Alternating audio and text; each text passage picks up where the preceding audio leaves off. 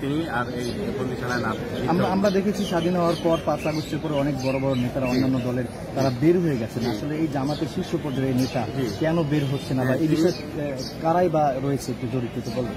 আমরা কি মনে হয়?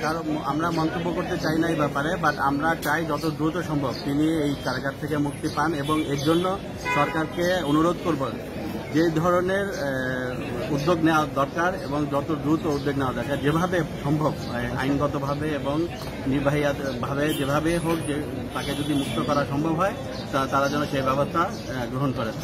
শোনেন, আপনার সাথে সর্বশেষ কবে দেখা হয়েছে? জি, আজকে সকালে আমার সাথে দেখা হয়েছে এবং তার সাথে আমি শারীরিক অবস্থা কেমন?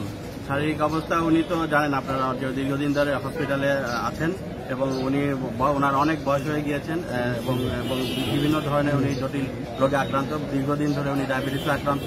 ওনার প্রেশার আজকেও দেখলাম ওনার হাই প্রেশারের রোগী, উনি 180/80 দেখে এসেছি, তো ওনার মানে প্রেশার নিয়ে খুবই সমস্যায় আছেন, চিন্তিত আছেন এবং ওনার এই বিষয়গুলো নিয়ে এবং এছাড়া উনি দাঁতে ব্যথায় কষ্ট পাচ্ছেন, বিভিন্ন ধরনের অসুখে উনি আসলে মানে ভুগতেছেন।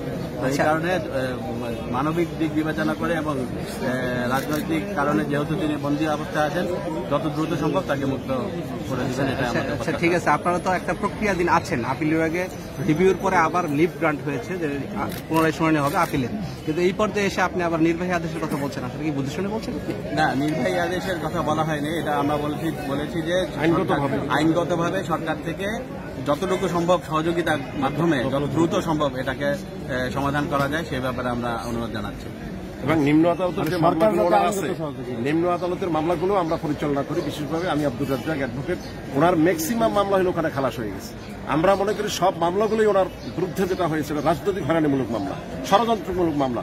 উনি বাংলাদেশ জামাত ইসলামীর অ্যাক্টিং সেক্রেটারি জেনারেল ছিলেন, ওনার মতো একজন বয়বৃদ্ধ রাজনীতিবিদ, ওনাকে এইভাবে আটকে রাখা এটা জাতির জন্য অসম্মানজনক।